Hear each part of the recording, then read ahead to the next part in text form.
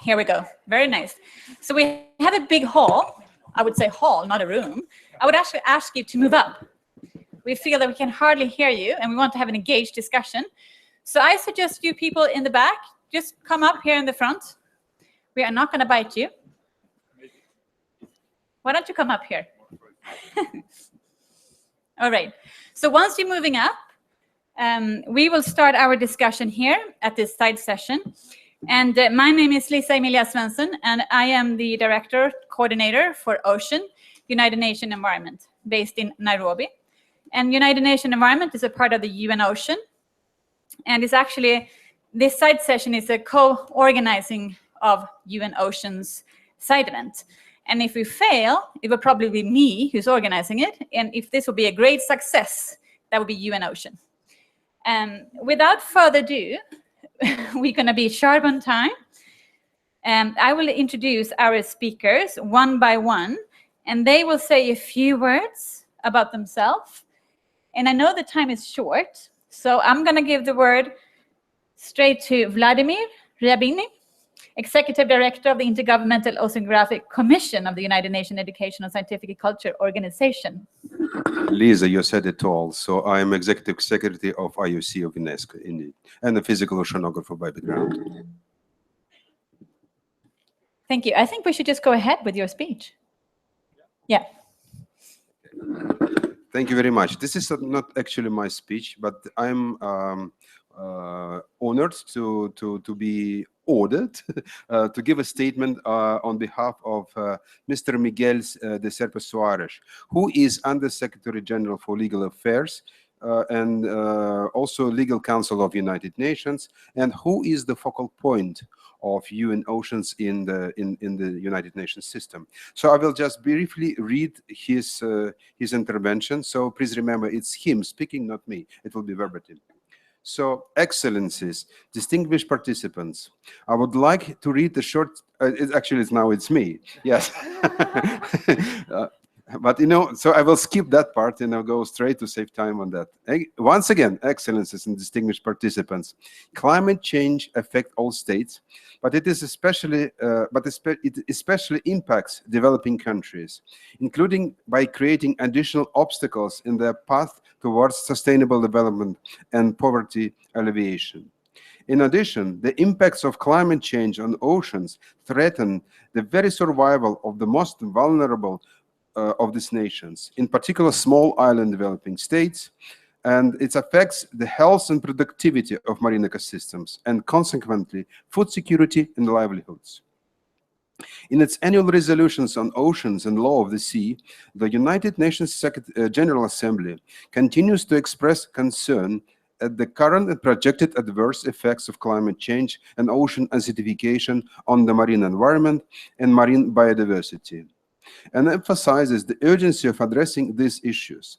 Last December, the General Assembly welcomed with appreciation and approved the summary of the first Global Integrated Marine Assessment, the outcome of the first cycle of the United Nations regular process for global reporting and assessment of the state of the marine environment, including socio-economic aspects.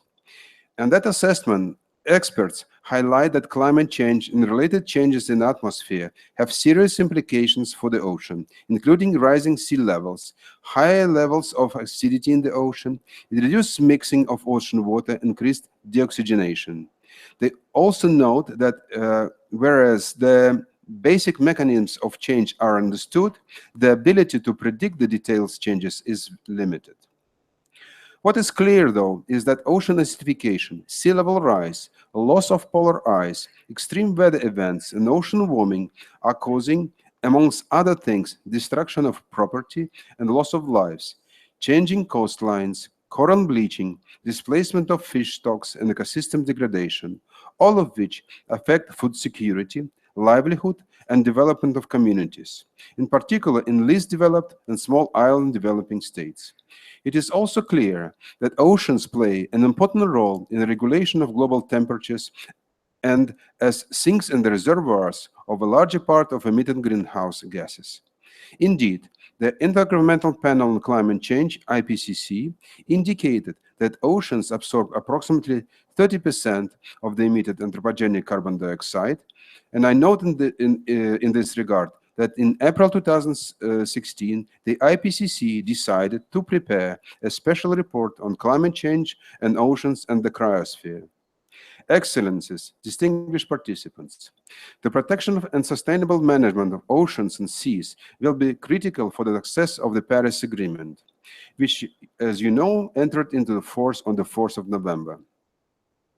Because healthy oceans are one of the components underpinning the success of the Paris Agreement, it will be incumbent on us, the United Nations family, states, and our partners, working in multiple disciplines to coordinate our efforts to ensure that oceans support the achievement of mitigation and adaptation goals set therein. That same coordination and collaboration will also be needed if we are to meet the Sustainable Development Goals, many of which are interlinked, such as Goal 14 on conserving and sustainably using the oceans, seas, and marine resources for sustainable development, and Goal 13 on taking urgent action to combat climate change and its impacts, and Goal 2 on ending hunger, achieving food security, and improving nutrition. In that regard, I wish to recall that UN Oceans plays an essential coordination role within the United Nations system, particularly through its capacity to provide information in all integrated manner on the work already undertaken in relation to oceans, climate change, and ocean acidification. I am referring, for example, to an ocean statement delivered at the 42nd session of the subsidiary body of scientific and technological advice of the United Nations Framework Convention on Climate Change.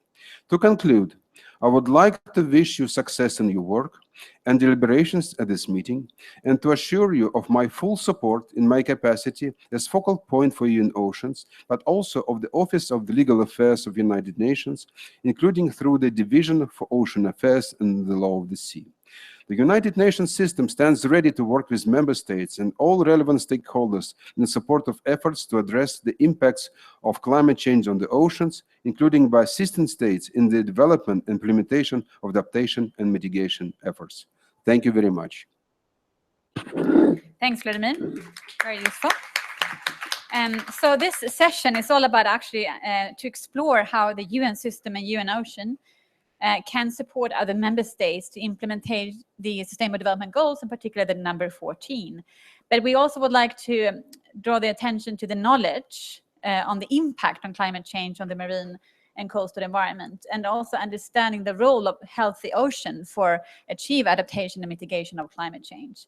And to be able to do this, we have a keynote remarks or an introduction remarks, which will be Hans Otto Pörtner from Alfred Wegener Institute. And you're also co-chair of the IPCC working group, number 2. So you will give us a science and the knowledge that the scientific community has, and then we will engage in a discussion with this fantastic membership from the UN Ocean panels. And hopefully you will also please ask questions on what could actually UN Ocean and the stakeholders deliver that would be helpful. Thanks. The floor is yours.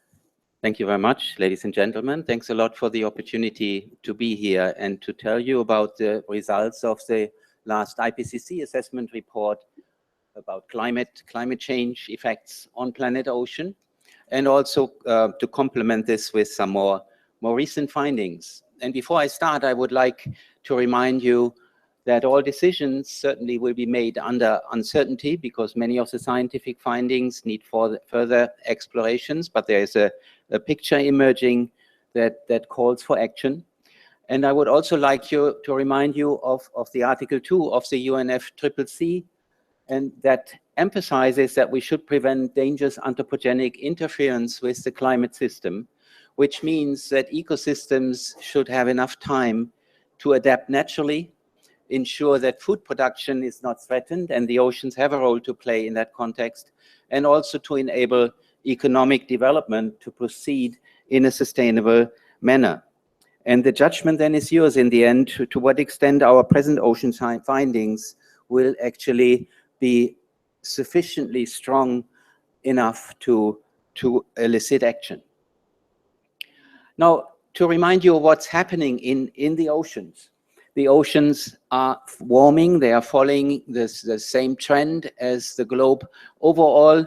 And this trend has been elaborated by the IPCC and by the ocean community in parallel. And what you see here is the changes in ocean temperature as they are projected under business as usual scenario, and then compared to the highest ambitious scenario that we have currently available, the RCP 2.6, which would allow to limit the warming of the ocean. There is a period of committed climate change where ocean temperatures will continue to warm regardless of what we are doing. So the decisions that are to be made now have the opportunity to really balance the long-term changes and avoid large degrees of climate change.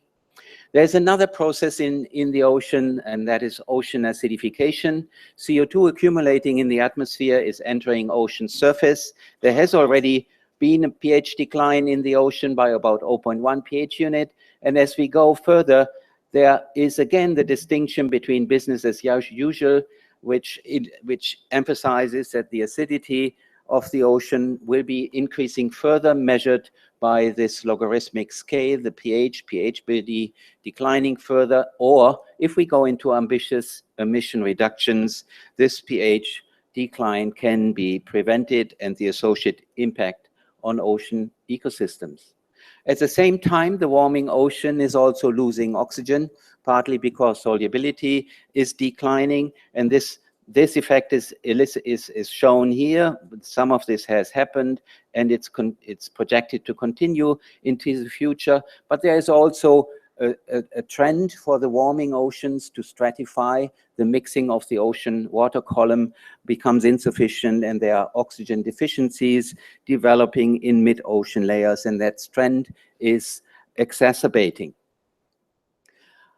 The AR5 has identified vulnerable ecosystems with high degrees of confidence, and one of them is the Northern Hemisphere, the Arctic sea ice system, that is projected to disappear in the summers as temperatures continue to rise towards 2 degrees and beyond.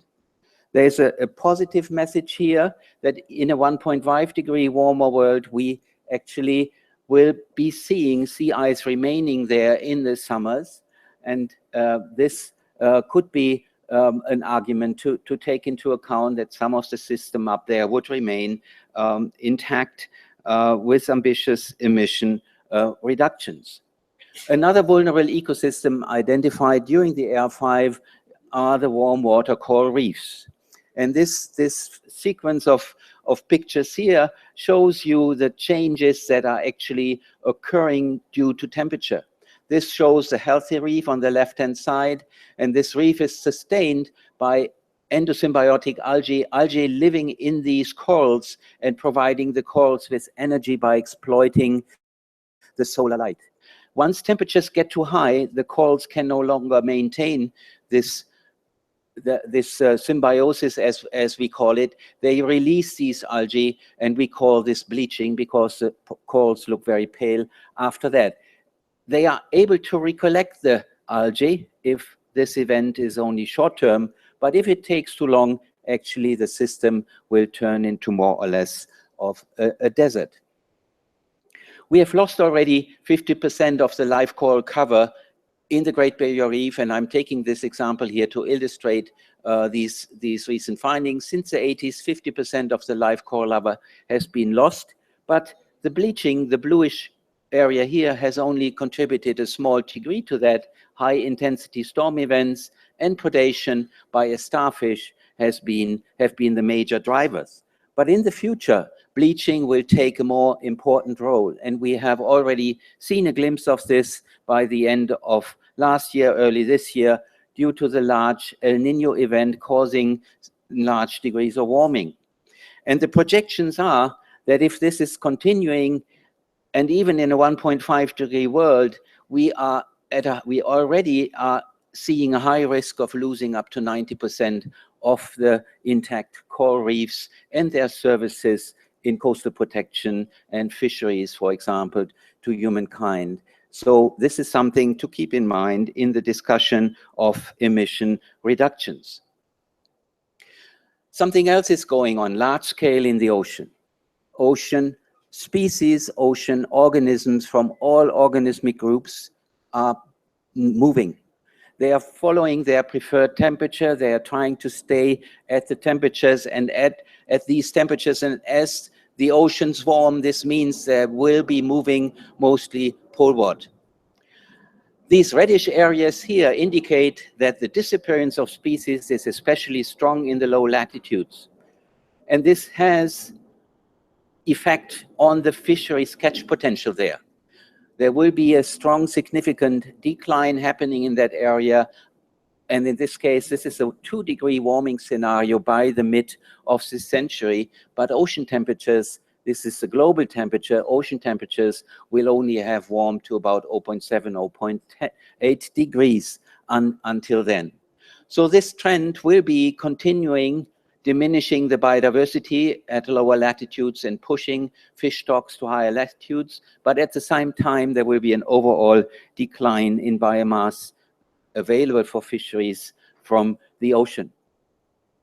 According to recent finding, this trend is actually exacerbated by the combination of warming and oxygen loss in the ocean. And as a general trend, we see here the reddish color emphasizes that this effect will be especially large where the oceans are already limited in oxygen. There will be a 20% reduction of biogeographical areas overall, and in some of these areas, these may actually reach 40% under business as usual scenarios by the end of the century. Let me now move to the third climate driver, which is the ocean acidification.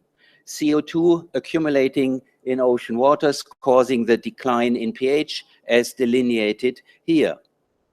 And you see on this globe here a depiction of the differential degrees of acidification across the globe. You see that the acidification trend is especially large in the Arctic due to the cold temperatures, ocean waters having more CO2, but at the same time there's freshening occurring due to the melting ice and to some extent enhanced precipitation. And then the globe here shows the places where there are systems that depend on a high degree of calcium carbonate supersaturation in order to form their calcium carbonate structures and shells. These are the greenish dots here, the warm water coral reefs. The purple dots here are the cold water coral reefs that have only been discovered in the 90s and that accompany many of the even northern hemisphere coastlines. And then there are human activities. These yellow areas show where humans actually collect calcifiers and use calcifiers like mollusks and crustaceans in their fisheries efforts. There are different sensitivities to be considered. Mollusks here, like the bivalves and snails that can be collected from the ocean, have a high degree of sensitivity, which is, and this is shown here as the increasing fraction of species being affected as the CO2 levels rise. And this is then comparing them to crustaceans, to crabs and shrimp, where sensitivity is less. Cold water corals have a lower sensitivity as well compared to the warm water corals. Some of this is preliminary. We need more research to really to corroborate these findings. What we know, however, is that some of these effects become especially strong at high temperatures, such that risks are enhanced by warming extremes. And according to a recent complementation of this analysis, there are some interesting patterns developing for temperate zone species where most of the research has been done compared to polar and tropical species. And if you focus on these initial ranges of CO2 concentrations looked at, then it seems that the temperate zone species may be less sensitive than the polar and again the tropical species that so many people depend on for food security. So this is something to keep in mind in future research and try to address the differences in ecosystem impacts of ocean acidification across the world. How do we bring all this together? How do we transfer this information into policy to really support decisions? And the Working Group 2 of the IPCC has used a concept of risk analysis, where risk is being understood as an overlap of vulnerability, exposure, and hazards. And the risk is then linked to impacts, and these impacts interfere with socio-economic processes. And adaptation, mitigation actions have to be taken into account there and in the governments. And there are certainly impacts, have feedbacks on climate and its natural variability due to anthropogenic climate change. There are some opportunities in some places. As I said, fish stocks are moving north. Northern countries may for some time enjoy higher availability of fish stocks to them. But overall, there are impacts. And these impacts provide guidelines and motivation in terms of guiding the action that should be taken to avoid dangerous anthropogenic interference with the climate system. And this risk analysis is being converted here into a color scale where you see, we call this a burning ember diagram, where you see risk transitions here between undetectable, moderate, high, and very high. And according to this risk analysis, we can distinguish different worlds in different global temperatures, 0.8 compared to 1.5 to 2 and to 4. So natural systems in terms of the impacts can guide us in terms of the efforts that we should use with respect to adaptation and mitigation. One of these processes, large-scale processes to be considered, is the process of ocean acidification, where you see the risk analysis here made, and especially distinguishing a 1.5 and a 2-degree world, as will be the focus also of the special report on the 1.5-degree warming and its impact that the IPCC is currently starting to prepare. What we see that the risk transitions, especially if we combine acidification and warming, as emphasized in one of my last slides, you see the risk transition actually occurs between the 1.5 and the 2.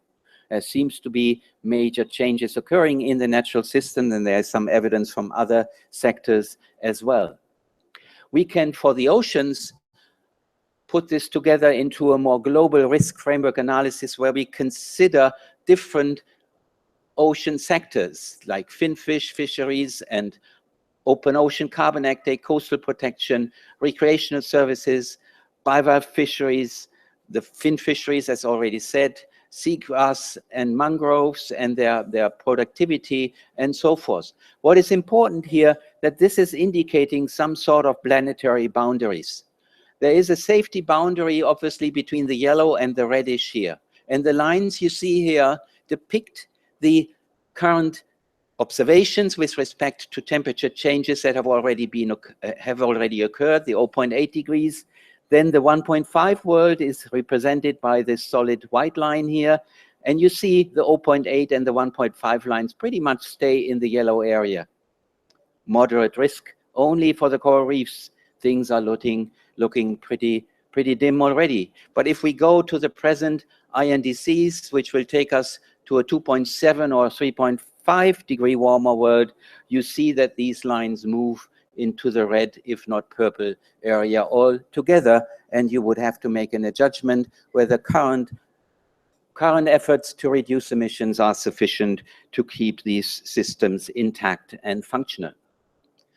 Because there has been already some modeling done and some comparison done showing us there is a significant difference in impacts between a 1.5 and a 2-degree world.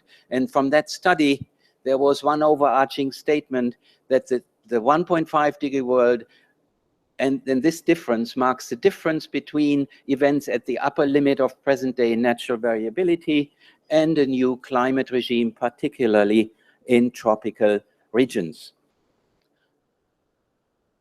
There's another sector which certainly needs to be addressed in the special report on oceans and cryosphere that the IPCC has taken on and will be preparing by the end of 2019, and this is sea level rise. And sea level rise also had, and by the end of 2100, in a 1.5 degree world, we would be expecting sea level rise to remain below 1 meter. Even by 2300, at the end of the synthesis report, we were thinking sea level would be remaining below 1 meter. However, there is a large uncertainty about the contribution of the Antarctic ice shield, which has likely underestimated in the last IPCC assessment report. Because if we look at the more recent data and the compilation of data in relation to different worlds, we see the difference between 1.5 and 2 delineated here. And you see that the 1.5 already has this large uncertainty with respect to the long-term level of sea level rise, which may reach beyond the 3 meters. And the 2 degrees would take us even further down that road. So you can imagine what this means for coastlines and for the respective adaptation measures that would have to be taken if successful at all. This estimate actually matches more the paleo findings, where in a world that was similarly warm during the last interglacial, we had 5 to 9 meters higher levels than present, and in a world where we had similar CO2 concentrations in the atmosphere as present, we had more than 7 meters higher sea level. So this is something also to be considered in your considerations of emission reductions and mitigation efforts.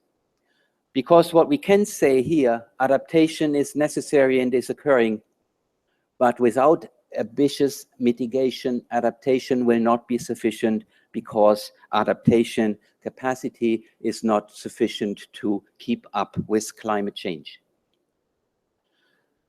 There is a sense of urgency, and there is a problem, and I want to formulate it from a scientific world point of view. There's a problem in the social system, in the human system, in the human societies, because there is societal inertia involved, which has to be overcome. There is inaction in transformation, which would have to be addressed if humankind wants to go into ambitious emission reductions. For that, it would help to strengthen the visibility of the ocean by its formal integration into the UNFCCC process, by enhancing and exploiting the science basis of ocean-related solution options, looking at the expansion and implementation of marine protected areas, identify limits to adaptation in natural and human systems, exploiting measures of blue growth by conservation and restoration, and by pushing for sustainable development through a blue economy. And with that, I would like to point out again to the special reports that will be prepared by the IPCC, the one on global warming of 1.5 degrees by 2018, important in the global stocktake, and the one on climate change and the oceans and the cryosphere to be finished by 2019. And with that, thank you very much for your attention. Thank you very much, Hans-Otto, for those very valuable insights that you share with us. And I'm not going to summarize, but in terms of just how climate change affects ocean, you draw attention to the few ones, and I wanted to repeat them so we have them in terms of our discussion. The rising sea levels and the polar and the ice is melting, coral reef and increasing pressure, and of course the marine spices moving around, which in combination with oxygen loss will increase the moving of marine biodiversity. And also, of course, ocean acidification and also the indifference in different climate zones. So what could actually UN Ocean and UN Ocean or UN bodies do to support the member states to adapt and mitigate to those changes? That's the question to be answered. And first one on the podium, I'd like to introduce Renea Castro Salazar, who's Assistant Director General from FAO. And if you'd like to add something on your CV, please do that. But the floor is yours.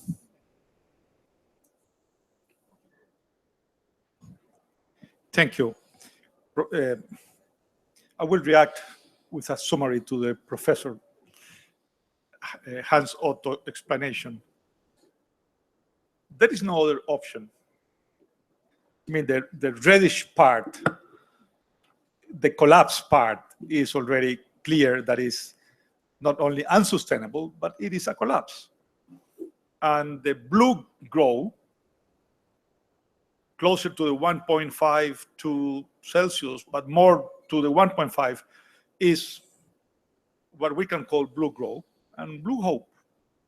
And let me offer some concrete ideas that we have been working on behalf of FAO. First of all, formally now, let me say it's a pleasure to extend to each and every one of you a warm welcome to the UN Oceans side event dedicated to Sustainable Development Goal 14. The Food and Agriculture Organization, who has been actively engaged in the post-2015 development agenda process, recognizes that without rapid progress in reducing and eliminating hunger and malnutrition by 2030, the full range of Sustainable Development Goals cannot be achieved. As you might know, fisheries and aquaculture support the livelihoods of 10 to 12% of the global population and provide essential nutrition for 4 billion people, with a particular importance in the poorest countries.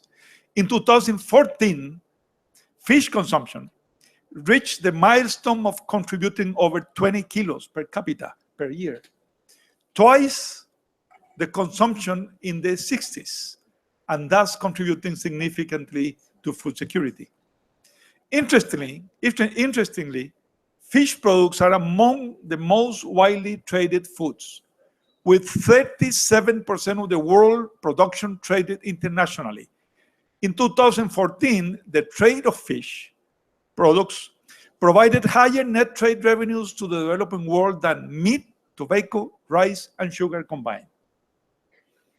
These facts make the fisheries and aquaculture socially and environmentally essential. However, the sector is facing a number of challenges that climate change will compound, in most cases aggravating the current pressures with consequences on sustainability. Ladies and gentlemen, 1/3 of the assessed world fish stocks are overexploited, and habitat degradation and pollution are repeatedly reported, not to mention the illegal, unreported, and unregulated fishing, IUU, which occurs all over the world within and outside exclusive economic zones, aggravating the state of the resources and contributing to the increasing ecological, social, and economic vulnerability of fishing-dependent communities. Climate change has the potential to exacerbate and, in some cases, ameliorate existing pressures on the fisheries and aquaculture sector, with consequences for the provision of food for current and future generations, and for the successful attainment of the UN Sustainable Development Goals, and in support of countries' efforts to implement the Paris Agreement. Changes in water temperature, acidification, sea level rise, and increased storm activity are among the current and projected climate change effects that will impact the fisheries and aquaculture sector. These impacts are potentially dramatic and geographically diverse, and thus so are its consequences. Tropical and sustainable UNCIDS regions, small island developing states, regions, are the most negatively affected by climate change in respect to oceans. Their high dependence on marine resources for food, livelihood, security, and economic growth make them particularly vulnerable, compounded by the fact that these communities currently have the lowest adaptive capacity. Climate change is also expected to present opportunities for some coastal communities. For example, blue growth, blue hope, in areas where fisheries productivity is projected to increase, or where the arrival of new species will sustain the development of new fisheries. Flooded areas in South Asia, for example, could possibly offer opportunities for aquaculture development. Maximizing these opportunities will be crucial as we implement adaptation action agendas. Our main task is to increase climate change resilience of fisheries and aquaculture communities by ensuring a sustainable management and development of the fisheries and aquaculture sector.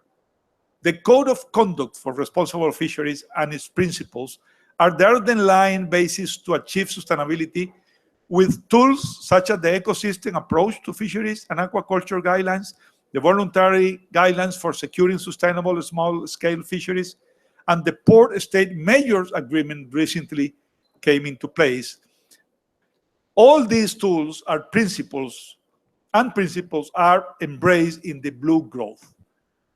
In the recent years, FAO supported a number of countries in Asia, Africa, Latin America, and the Caribbean to mobilize funds and develop projects, especially towards the identification of vulnerabilities and context-specific adaptation and disaster risk management strategies to improve the resilience of vulnerable aquatic ecosystems and their dependent communities. These projects add to other ongoing efforts, such as the mobilization for the ratification of the Port State Majors Agreement, global projects on reducing bycatch and minimizing ecosystem impacts of fishing, global projects focusing on the sustainable management of deep sea fisheries in the high seas, or the development of guidance on reducing the impact of abandoned and lost fishing gears, only to cite the main examples. These efforts fall under FAO major area of work and the organization's strategic objective, notably strategic objective 2, to make agriculture, forestry, and fisheries more productive and sustainable, and strategic objective 5, to increase the resilience of livelihoods to threats and crises. Finally, FAO is actively involved in the informal preparatory groups and is committed to pull out the outcome and lessons learned of the projects and initiatives that were undertaken so far to build a sound contribution in the forthcoming United Nations conference to support the implementation of SDG14. Thank you for your attention, and thank you, Professor and colleagues. There is still room for Blue Hope. Thank you, Renea. I know you have to sneak away, but we will have a representative from FAO also answering the questions that you might have. Thank you. And with those words, Vladimir Ryabin, now in your personal capacity. Thank you very much, Lisa. You know, indeed, we were supposed to discuss today the Agenda 2030, the Agenda of Sustainable Development. And of course, there are two Sustainable Development Goals, number 13, regarding the climate, and number 14, ocean health. Of course, we should agree that these two goals do not come in isolation, and they have implications for many other Sustainable Development Goals. I would also state that there will be soon a meeting on the partnership, and the UN Ocean is a partnership. So partnerships are incredibly important, and in the previous side event, we saw how emerging partnerships could help us to resolve some issues related to ocean acidification.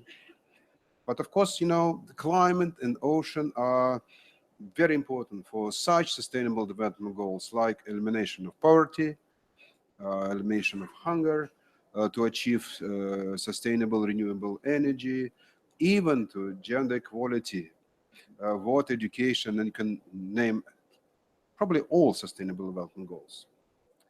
So, but you know, the focus is here on ocean and climate, and indeed, the ocean has been and will be for some time the latest mitigation agent because it consumes heat and consumes carbon, especially the heat, of course, and the capacity of continuing this service to humanity is really dependent on the health of the ocean. So I would like to quote from the first World Ocean Assessment. It was released at the actually the summary was approved at the United Nations General Assembly at the end of last year. And that assessment concluded that many parts of the ocean have been seriously degraded, and that the general threat to the ocean, I would just rephrase that, the major threat to the ocean comes from our failure to deal quickly with the manifold problems described in the assessment. So the stresses on the ocean are multiple, and they create value adding in themselves in affecting the ocean. So it is absolutely clear that ocean has not been given the attention of governments that it requires and deserves. It's only 1 year ago that the health of ocean ecosystems was explicitly named in this historic Paris Agreement. And, you know, like the adoption of the standalone goal on the ocean, and also recognition of the ocean health, ecosystem health in the Paris Agreement, these are very significant achievements of the community that was able to get through to governments and negotiators so they realized the importance of the ocean. So speaking about ocean governance that is required to address the issues, we can state that it is still a little bit fragmented and really needs strengthening and reinforcement. Reinforcement means also abiding by agreements that already exist in terms of pollution and many other issues. And we hope that Sustainable Development Goal 14, despite it is also a little bit fragmented in terms of how the targets are formulated, will provide for us a basis for this consolidation of what we do, for example, in UN Oceans. So hopefully we'll also do the emerging agreement that would be a kind of an extension or in addition to the United Nations Convention Law of the Sea on the new legally binding regime on protection and conservation of biodiversity beyond spaces of natural jurisdiction. So I would like also to emphasize that, you know, what we discuss everywhere, and just the information, our statement, they're not coming from just watching the ocean from the beach. Now, this new knowledge requires true effort. And it comes mostly from very developed and systems of ocean observations. In principle, this is a multi-billion-dollar endeavor. And it brings actually huge benefits to the world, and money really comes back because we know what is happening in the ocean. We need to know, though, much more. Also, ocean observations enable ocean science, and what Hans Otto presented is based largely on observations. There will be new science required to move forward ocean governance and protect the ocean. And of course, this science is also important because we are polluting and poisoning the atmosphere and the ocean with pollution, and of course, with carbon. So with the new observations and prediction systems, it will be possible to organize more efficiently the coastal zone management, maritime special planning, to be more efficient in allocating marine protected areas, and basically contribute to better management of the ocean in general. So this is actually the commitment of the Intergovernmental Oceanographic Commission of UNESCO to the process of saving the ocean. So IUC of UNESCO is a specialized agency in the United Nations system for marine research, services, observing system, and related capacity development. So it is our commitment to try to develop science in such a way that it helps decision-making and governance. We have two specific obligations in relation, we have actually many, but two are kind of these flagship obligations that are reflected in Sustainable Development Goal 14. First of all, we have to develop the science that would be able to address the combined negative effects of acidification and warming of the ocean. It is written, it's kind of mostly in terms of ocean acidification, but we all know that ocean acidification affects ocean life in combination with warming, and Hans Otto was speaking about this. So, and when carbon gets to ocean water and gets diluted in it, and it may remain there for thousands of years, this is a totally new situation, has existed in the past, but now we have to deal with that. So in terms of science, this is a very hard problem, and we have to engage the community and ingenuity of this community to address it. So for that target, IUC is the custodian agency in the Sustainable Development Goal. So, and of course, this is very important for humanity. So, and then we need to move science in principle forward. And we also need to ensure that developing countries are able to follow suit. And this requires capacity development and transfer of marine technology. So in principle, when it comes to ocean observations and climate, we also need not only to inform the community about ocean change, climate change, but also to address regional variability. Hans Otto spoke about sea level rise that may reach 1 meter in height by the end of the century, but it's very unequal. So we need to really develop science to understand the regional variability. For that, we are developing observing system and research. In terms of observing system, we have already relatively developed system for the physical parameters, but they still have very strong gaps in the polar regions and in the deep ocean. But also we need to develop system for biogeochemical observations and biological observations. This is the main area of our development in terms of observations. And then we also are supporting the World Climate Change Program in developing comprehensive predictions of the Earth system based on coupled models with input from emissions. So my impression is that we, of course, quote a lot of problems, but also the time is now very opportune for ocean sciences and the development of blue economy. So the revolution in information and communication technologies enables us to develop a kind of learning societies that will be able to address the complexity of the problem. So 50 years ago, the situation was that the United Nations started to realize the gravity of issues that ocean is facing, and the United Nations General Assembly endorsed and then launched the first international decade of ocean exploration. It was the years from 1971 to 1980. So there has been significant progress in ocean observations. Such things happened like the World Ocean Circulation Experiment. The first integrated global ocean services system was designed.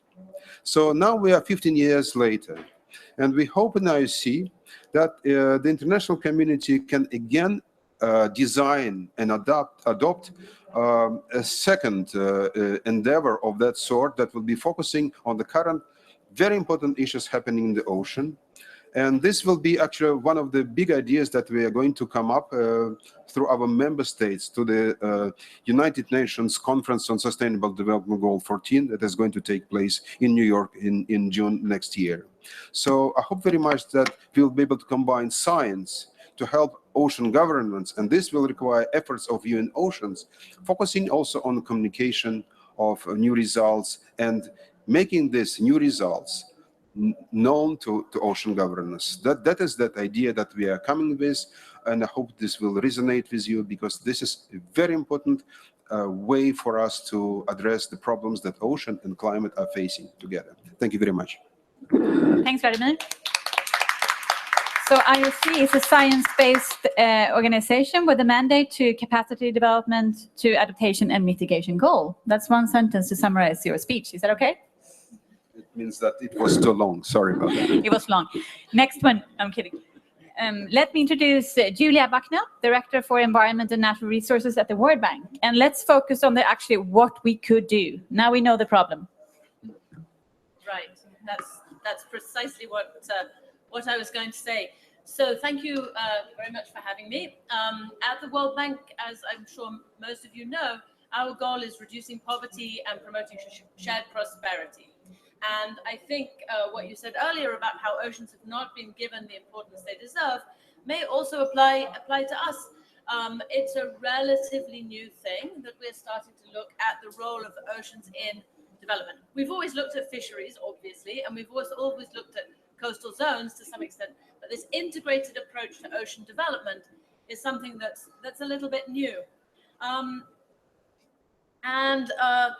So what do we do? Well, we sort of do this combination of helping countries measure what they've got and do clear planning and valuation of what they've got so that they can make serious policy decisions based on proper information.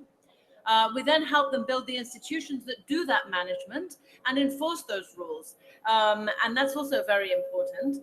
And then we also do investments. And when we say investments, we do investments in actual physical concrete things like groins to stop coastal erosion or airports.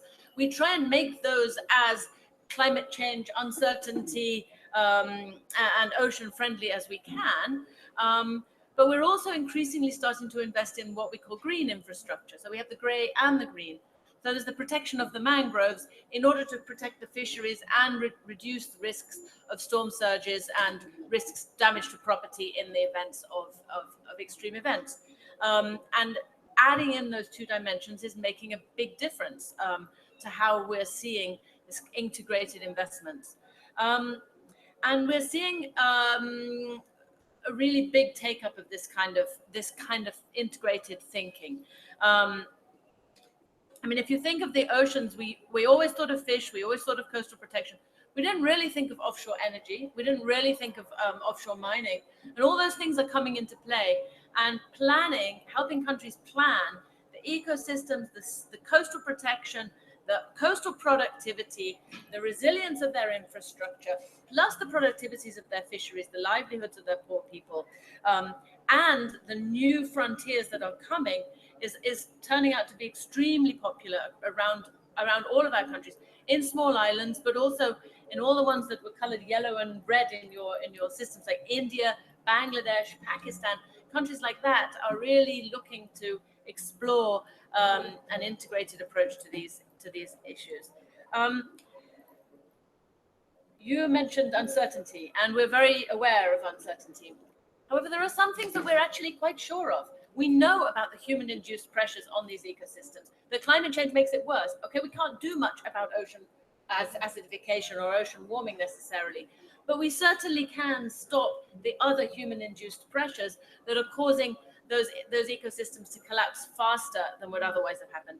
And we're putting increasing pressure on fixing the things we can fix in order to be more resilient to the things that we can't fix. Interestingly, we're finding that building hard infrastructure in a uncertainty-proof fashion is not more expensive than we had thought it was. In many, many cases, we thought it was going to, you have to pay more to be resilient, we thought, but actually you don't. You just have to think differently. You have to break out of your training that you got 30 years ago before we thought about climate change. You have to break out of your mental model. You have to break out of the way you work together with other sectors. But that doesn't cost money. It doesn't even take more time. It just takes a different way of thinking, which is very difficult. However, it's not impossible. And so that is a big change that we're seeing as we go forward, not only in coastal areas, in other areas as well. So I think, I mean, in the World Bank, we have an annual meeting, which is a little bit like this, only a little smaller, where all the finance ministers of all the world come once a year. And this year, as I went round, you know, all the different delegations meetings, I was really surprised at the extent to which we talked about the blue economy. It was in every country, and it was up there with the exchange rate and the banking system and the other things, which very often the issues we talk about here are not always up there in that decision. So I think the extent of the value that the ocean brings to poverty reduction and to growth is being seen, and the possibilities for managing it better without extreme amounts of expenditure are also being noticed. So we're seeing really, you know, we've put up our shingle, Blue Economy Development Framework, Blue Hope, as you called it. And we're seeing a lot of clients coming and wanting to do this in an integrated fashion. So we're quite helpful. Thanks a lot. Thank you. Thank you, Julia. A quick question. You talked about partnership and using, of course, ecosystem-based approach. Do you collaborate with IOC and Vladimir and his team? Personally, no, but I think other members of alia doesn't. I think other members of our, I mean, on the individual country level, I think there are many country programs where they do collaborate, yes. Is that right? Yeah, we can make it happen. We can convince you. All right, so we have a potential partnership here. We're moving on. Regina Asariotis, Chief Policy Legislation Section Division Technology and Logistics from UNTACT. You have 2 minutes. 2 minutes. Well, make it 5, 4. Try. Come on. Yes, you can hear me. Good afternoon, ladies and gentlemen. Pleasure to be here. UNCTAD, do you hear me? UNCTAD is a UN focal point for trade and development issues for the integrated consideration of these. As part of our sectoral work, we're still working a lot in transportation. And in recent years, since actually 2008, we've been focusing on the implications of climate change on maritime transport. And increasingly, this work has been, not working? Increasingly, this work has been focusing on the study and the addressing impacts and adaptation for critical transport infrastructure, in particular in small island developing states, in coastal infrastructure. I don't have time, of course. I'm not going to tell you much about this, but I'd be very pleased to answer any questions. You can have presentations, links to our work, etc. In the context of the present seminar, or of the present side event, the title that we have here is Science-Based Solutions for Achieving Adaptation and Mitigation Goals. And the interesting thing is I'm not a scientist, but I'm probably one of the few people in the traditional sort of policy arena who has been occupying themselves very closely with science for many years for a number of reasons. And one thing that strikes me always is the divide, the communications divide between science and policymakers. So for instance, we hear this very instructive and very informative presentation on ocean acidification, sea level rise, etc.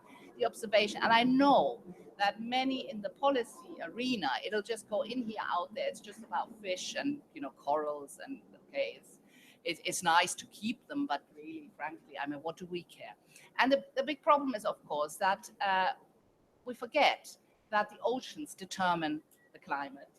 The oceans affect our climate, and we as humans, we don't need to save the planets. We just need to be able to live in the environments that we've created. And in part, this has to do with how we act. For example, in coastal zones, we have heard that risk is a function of hazard, exposure, and vulnerability. Hazard means, of course, whatever climate factor in this context could be extreme flooding, for instance. Exposure is assets and people at risk, and that depends in part on what we do.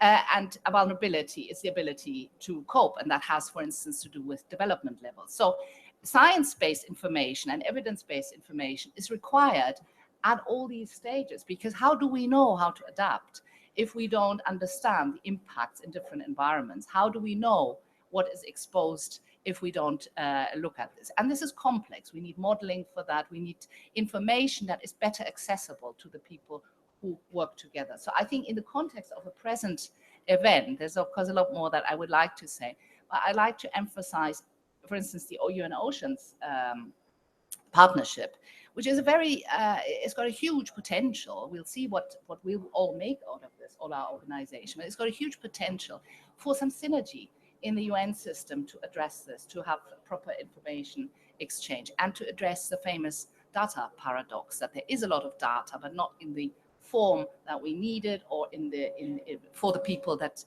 need it. So I think on if I may just finish on the SDG14,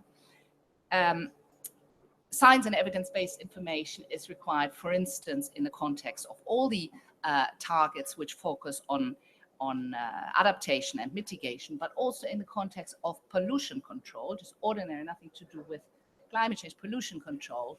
And in this context, I'd like to draw attention to SDG14C, which deals with implementation of international law as reflected in UNCLOS for the protection of the ocean. This is going to be very important, because for that too, we will need a lot of science-based and evidence-based information. With that, I'm going to leave it. Thank you very much. Thank you, Julia.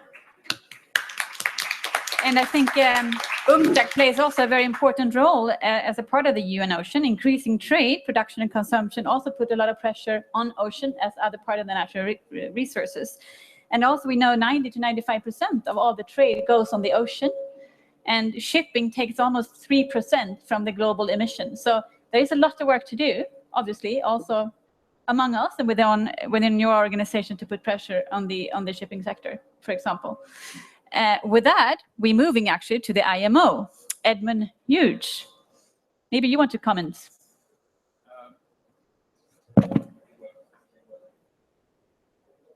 Hello. Yes. Good. Get the IT to work. Yes. Thank you for the introduction. The IMO, as many of you may know, is the international regulator for international shipping, and our primary role is the regulation of the shipping sector. But we also have other functions as well, and I was going to cover some of those in the brief time I have here with you today. Just going back to the point about the emissions from ships, you're correct. In 2012, the carbon dioxide emissions from international shipping were about 2.2% of anthropogenic CO2, and they are forecast to grow using the IPCC scenarios, business as usual, between 50% and 250% by 2050. So obviously that is a significant growth. And if other sectors are declining their emissions, then shipping will become even greater percentage of CO2 emissions globally. So it is a challenge, because at the same time, as Regina didn't mention, but the UNCTAD do a review of maritime transport, and they've just published that this year, literally yesterday. And in there, it showed and estimated that for the first time ever, shipping carried over 10 billion tons of cargo globally. So whilst the shipping market is not very good at the moment, there's still growth. There's growth of trade, there's growth of commerce internationally. And, you know, at the moment, all predictions suggest that that is going to continue. And for many, many developing countries, international shipping and the use of international shipping as a service is seen as a key part of their strategy for growth, and part of this wider blue economy, if you like. So it's an enormous challenge for policymakers to try and address the greenhouse gas emissions from shipping. And IMO has worked on that already. We have developed energy efficiency regulations, mandatory energy efficiency regulations for international shipping, which will see new ships 30% more energy efficient than ones built in 2013 in 2025. We have now over 1,900 ships certified to those new standards.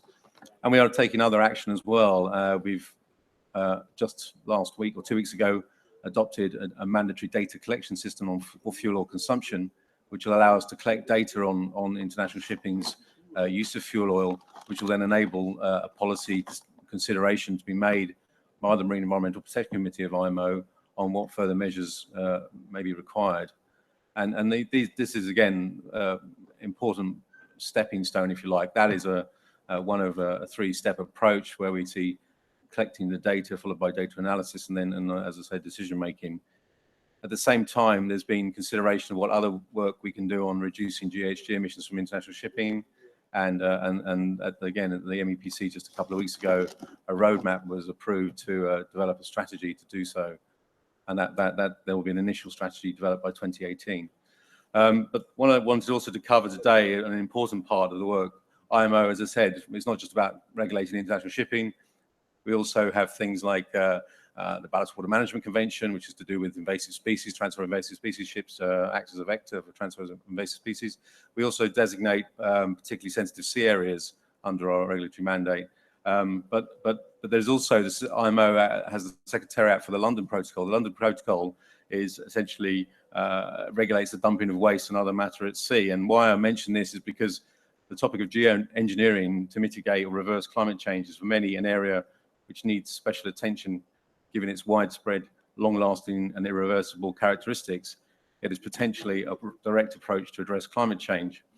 Now, in 2013, the parties to the London Protocol adopted a new resolution on the amendment to regulate placement of matter for ocean fertilization and other marine geoengineering activities.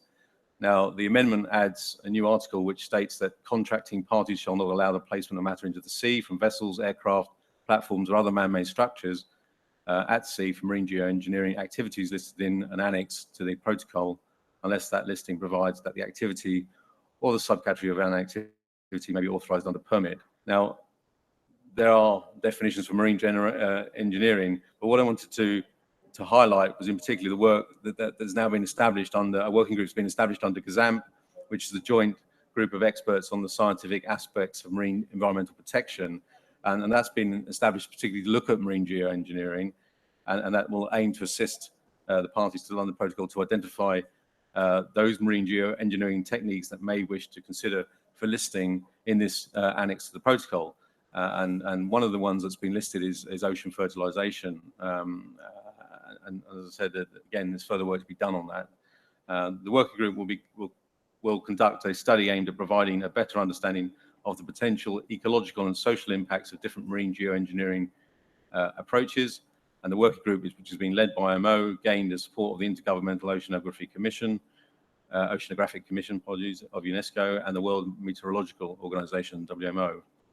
As I said, we see there's some significant questions that still need to be answered about this regulatory regime for this activity. Obviously, what are the potential impacts of these geoengineering techniques, not only at sea, and how would it impact on the biodiversity, and what are the feedback loops for these activities?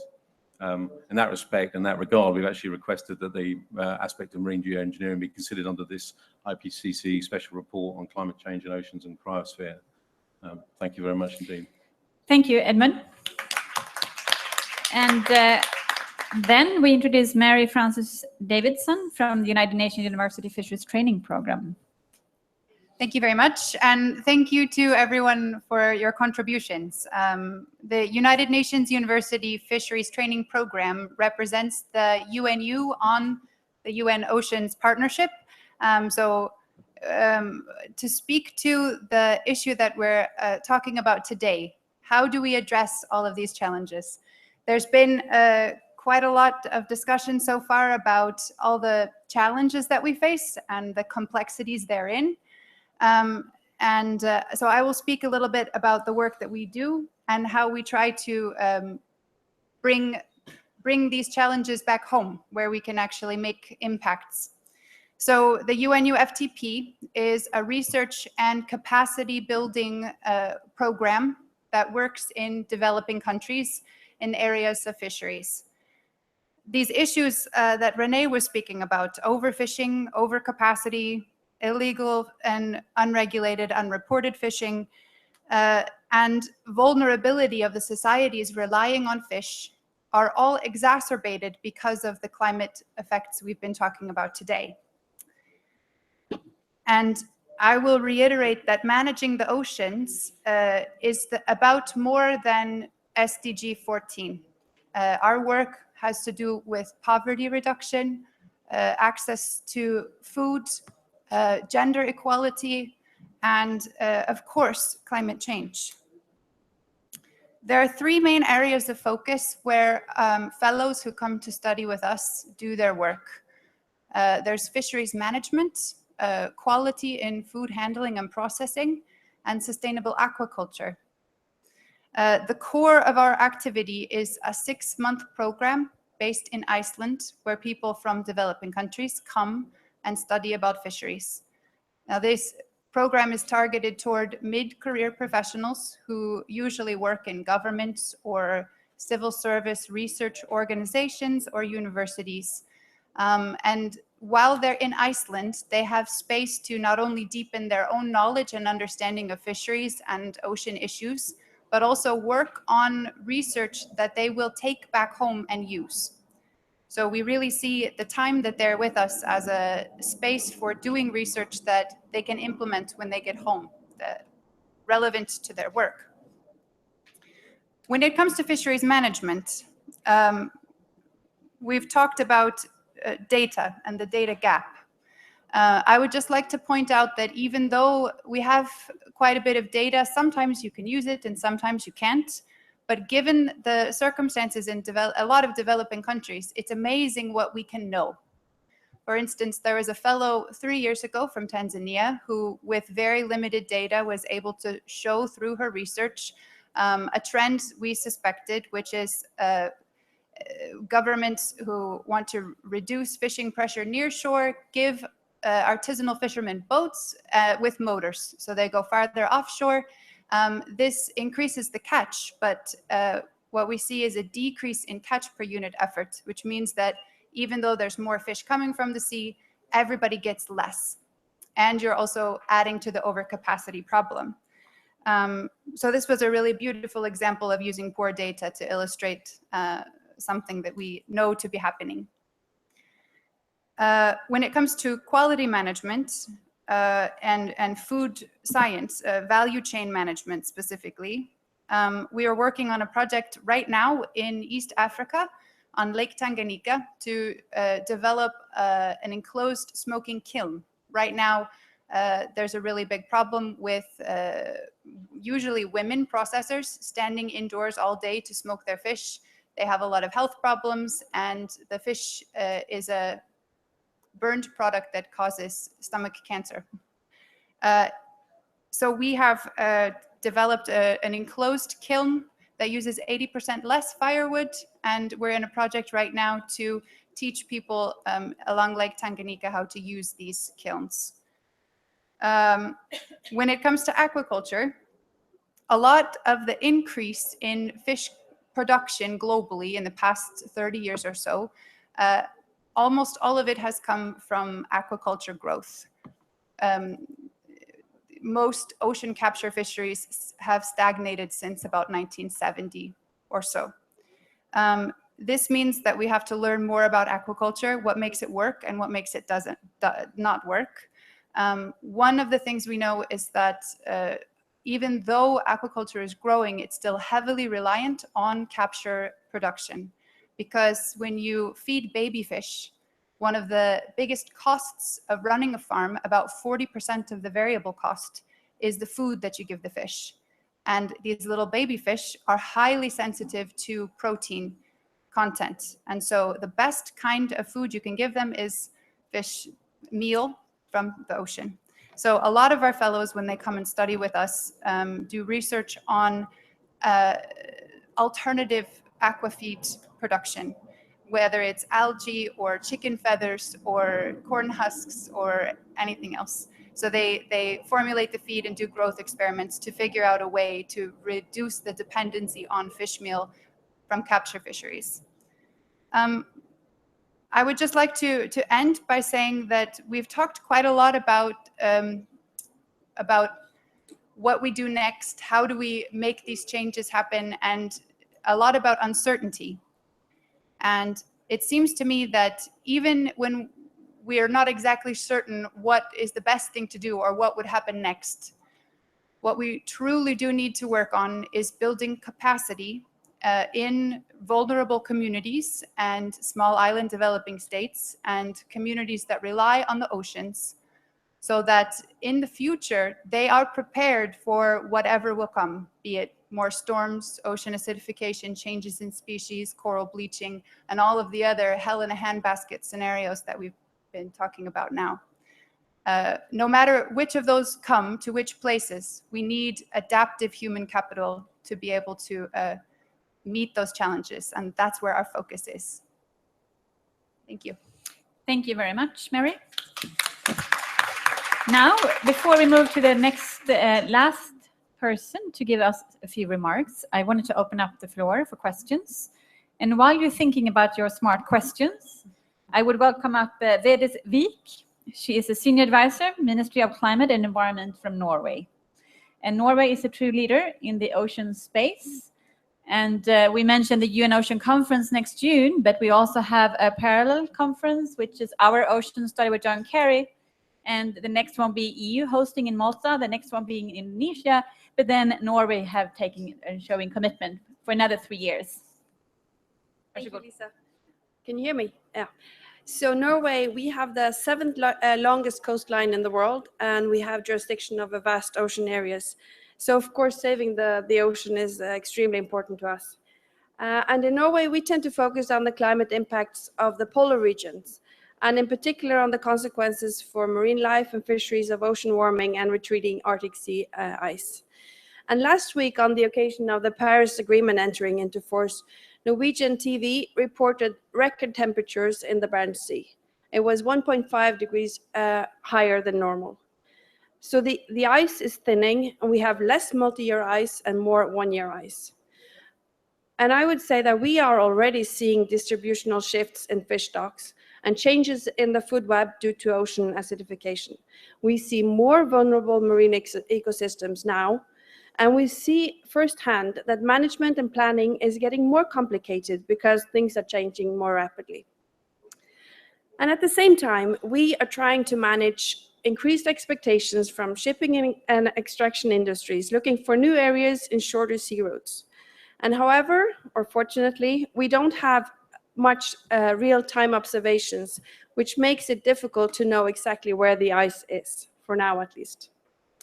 And what we have done in Norway since 2002 is to develop integrated marine management plans for all our sea areas to make sure that we are aware of the cumulative impacts of climate change and other stressors. And these plans are presented to Parliament, and they are updated every 5 years to reflect the new knowledge. We have now a system in place where all sectors come together to agree on the scientific basis. And make no mistake, this is hard work. And at times, it feels like the negotiations here at the COP are a piece of cake in comparison. We are putting ministries and agencies and research institutions and stakeholders in the same room, locking the door and asking them to agree. And we have identified particularly valuable and especially vulnerable areas in the Norwegian waters.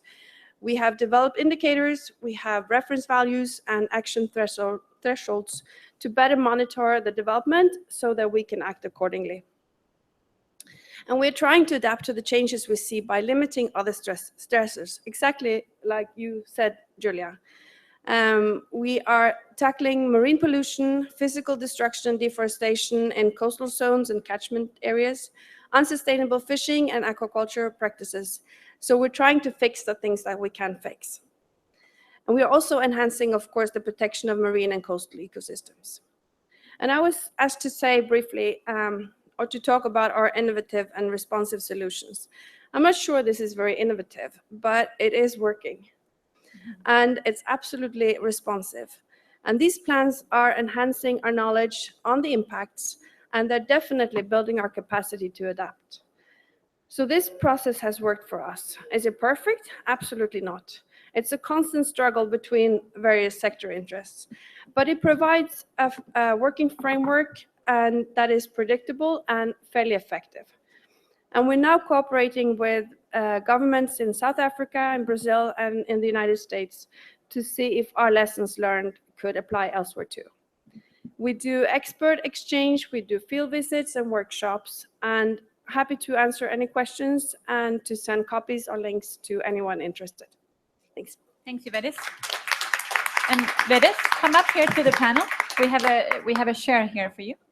So we open up the floor for questions, and we take a couple of them. So Jackie, and I think you should state your name and the organization affiliation, please.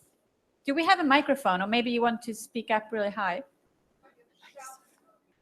Do we have a microphone somewhere? I think we need a microphone. Would it be great to have a microphone, I think? Do we have a microphone? No. Yeah, do you want to just come here? Yeah. Come up here, Jackie. You can have you can even make your own remarks up here. Yeah, come see the photo. You get a little bit exercise also when you're going to ask questions. Okay, so Yeah, take the podium. okay, right. Here we go. Excellent. Jacqueline McGlade, Chief Scientist from UN Environment and passionate about the oceans, as probably most of you know. Actually, I just have a question for anyone who might want to take a punt at this, because on the one hand, we saw yesterday that many NDCs, and even ones from coastal states, did not include oceans in their NDCs. Kind of a query, all right? So when you talk to member states, they often say, well, we don't really know how to put oceans into NDCs. We haven't got a numeraire for carbon sequestration, and so on and so forth. On the other end, in the adaptation plans, we see all kinds of what I would call ad hoc use of the oceans and the coast to try to mitigate against flooding and loss of life and so forth. But again, no real common understanding of the risk structure, and the science just isn't really penetrating. So I see that there's this huge dilemma around governance, which is governments making big statements for marine protected areas, laying out vast areas which will require a lot of money to enforce and to look after them, and at the same time, an inability to really put oceans into what we're talking about here, national action plans, NDCs, and so forth. So I kind of put that to the panel because we're also facing uncertainty. Marine heat waves, which are going to be very challenging. They're having a tremendous impact, but we don't know if these are extreme events that will continue into the future. We don't know if it's a hiatus, and we also don't really understand the intensity of those heat waves and what that would lead to. So I guess I'm asking each of the panel to think about what is it that member states need to translate the science into practical policy actions, which would then presumably lead to a more integrated governance approach. Thank you. Thanks, Jackie. And I think we should have a comment from all our panelists, starting with Edmund. And then in the meantime, there was another question. So why don't you take the walk up here? There's a microphone. Oh, you have a microphone. Excellent.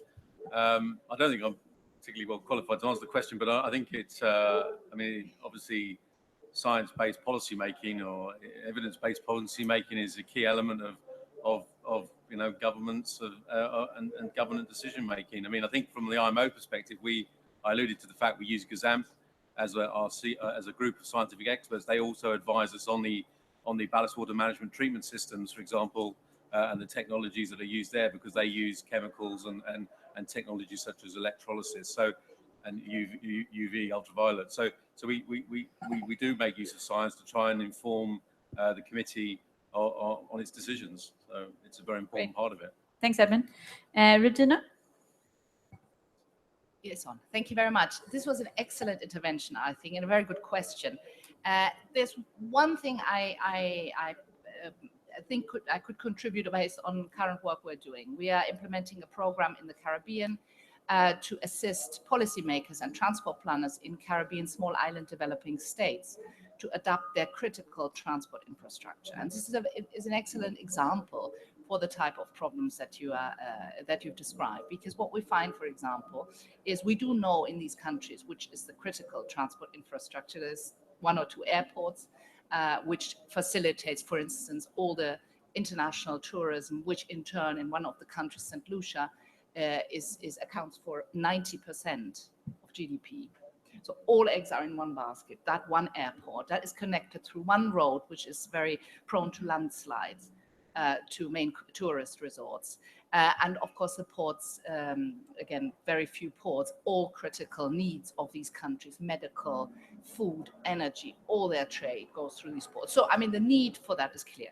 So for instance, what we find there is no, to make inundation models, because we know there's going to be flooding, but they don't have LiDAR surveys. So there is basically no possibility at the moment for this, I understand it's called transfer function, but we know there's going to be flooding due to increased intensity, probably of extreme events and sea level rise, but to assess the specific exposure and then be able to act on this. So for instance, very specifically for Caribbean small island developing states, I know this for a fact because we have discussed this at an expert meeting under the project.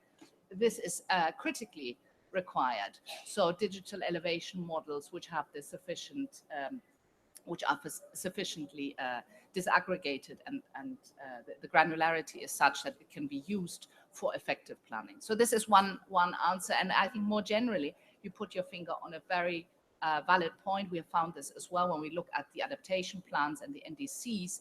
It's sort of all over the place in a sense, and especially the coastal environments, coastal coral reefs or seagrasses front, for instance, beaches, which are threatened by climate-driven erosion, these front assets which are behind that. And this nexus isn't sufficiently clear in the context of the adaptation planning and also in the context of, I suppose, the mitigation side. Thank you.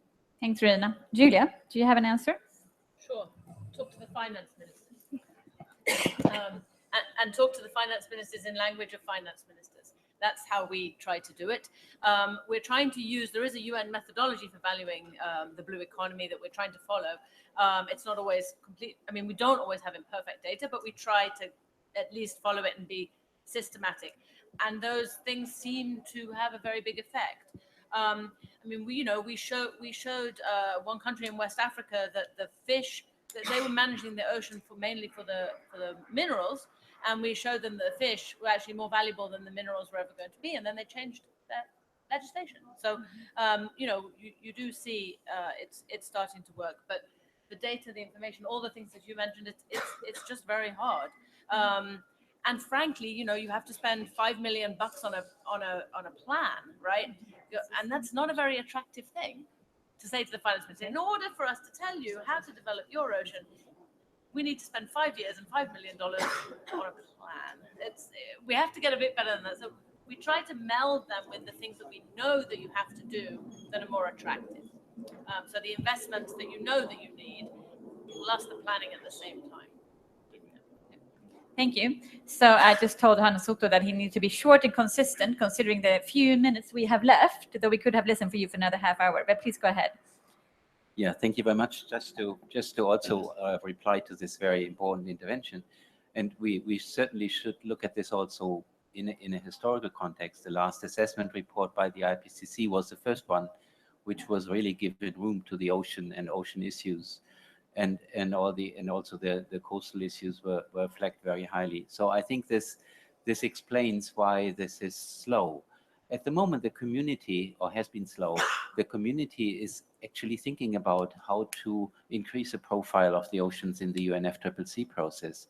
And the points you were making, I think would be an excellent vehicle for the oceans to be included in the working groups of the UNFCCC, in the negotiations, and make negotiators more aware of these issues. And there is an ongoing communication process between UNFCCC and IPCC to improve this situation. Excellent. So what I would do is to take 2 more questions quick, and then we start with the answer from that side of the panel. Yes, please, Tilly. We have 1 question, yeah, go ahead, and then we have 2. Hi, my name is Yassir Edebar. I'm from the Scripps Institution of Oceanography. It's one of the largest and oldest climate and ocean science research in the world. My question is about observations. As many of you eloquently stated, understanding the problem is half of solving the problem. And to understanding the ocean problems, we have to monitor it, and the ocean is huge. At Scripps, we help design some of the major research programs, either from ship observations or Argo floats.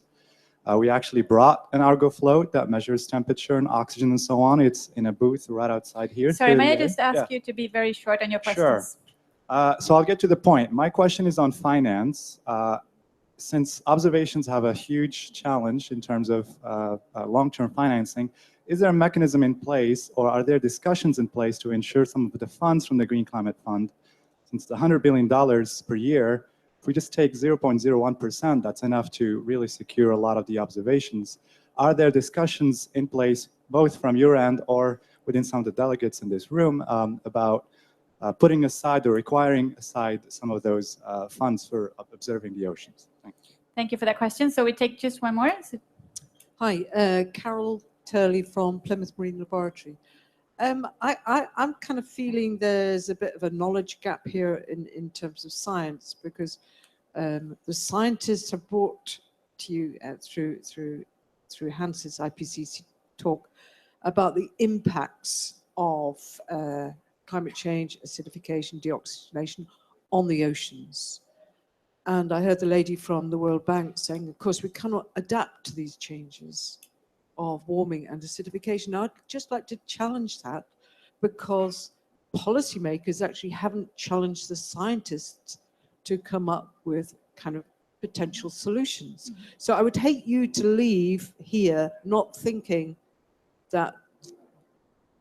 about that, because the scientists have been so busy chasing the impacts that they actually haven't really turned towards that. So I just want to raise that as a, perhaps that's an excellent contribution to the World Bank for the future work. We have last questions down in the corner, and that would be the last question. Sorry, we have been running out of time. So we could have a long discussions here, and then I would ask the podium to give their concluding remarks and pick up the answer that you do think you have the capacity to answer. Yes. Thank you. My name is Arwan. I'm from RARE, Indonesia. It's very interesting when you talk about the small-scale fisheries management impacted by IUU fishing plus climate change.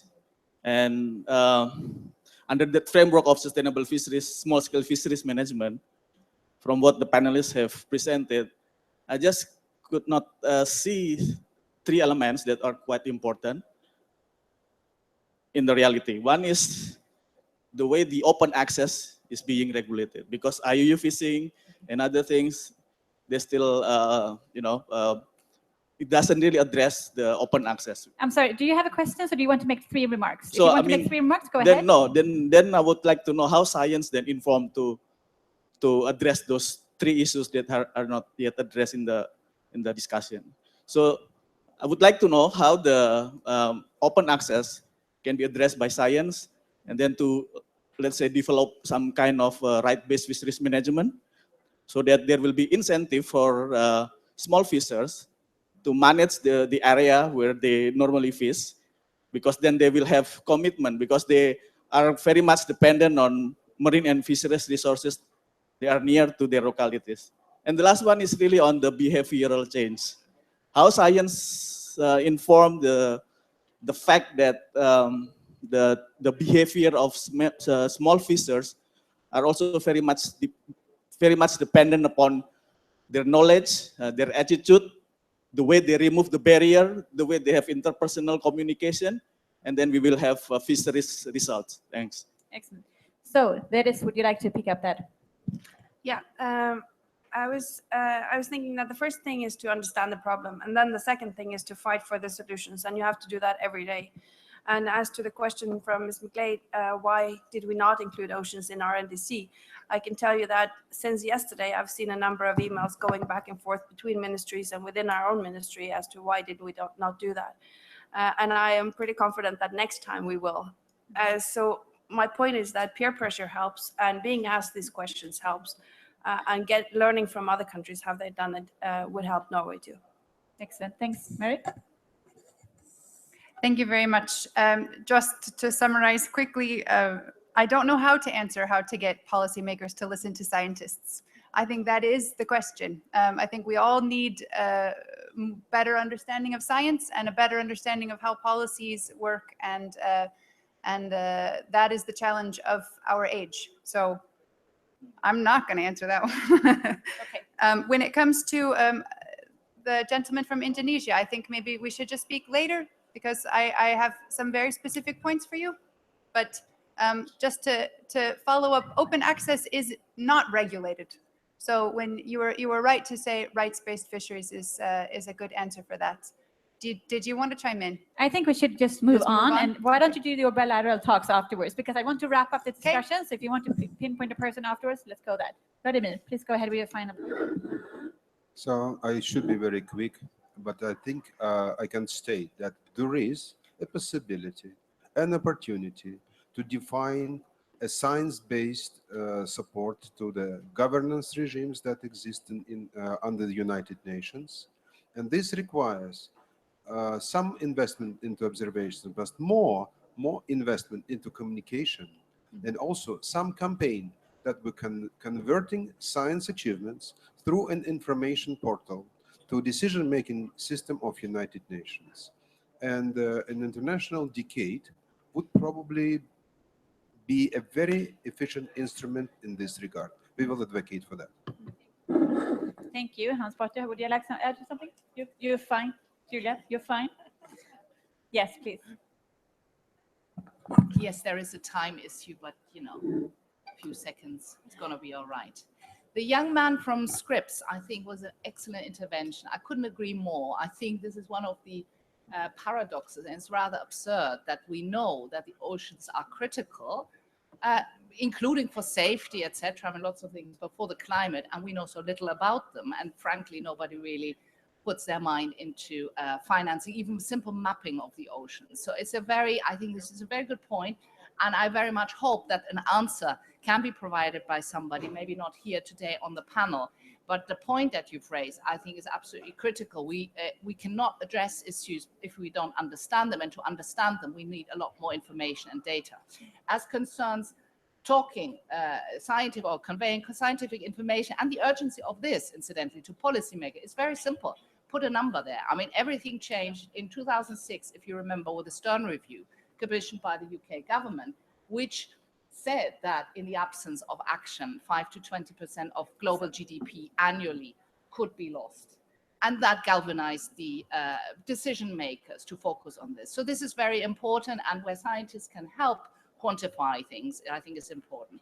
And one last thing on this point about the point Mr. Ryabinin made, there are certain systems where we can provide information, but one thing which would also be useful is specifically asking what scientific information is required by people in administrations. Thank you so much. And Edmund, would you like to add a few more words? You would have the last words.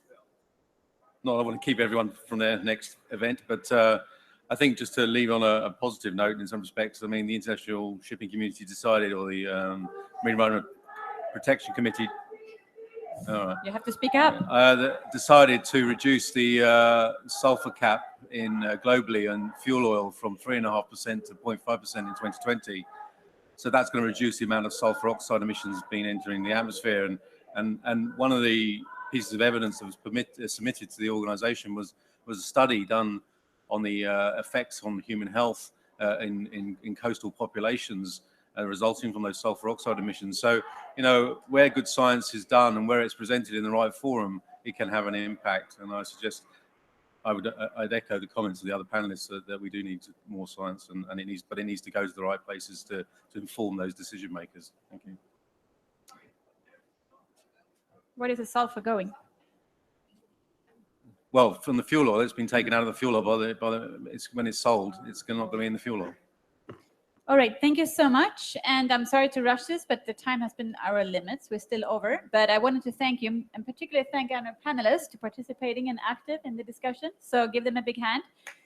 And for you, those of you who missed parts of this, we will have it published on the website on YouTube, so you can see it all again if you would like to. Thank you so much. Okay. Thank you, Benjamin. Sorry for pushing you off, but you know the time is so. Yeah. You see, there's often the case. It's because I saw people there. And we were late.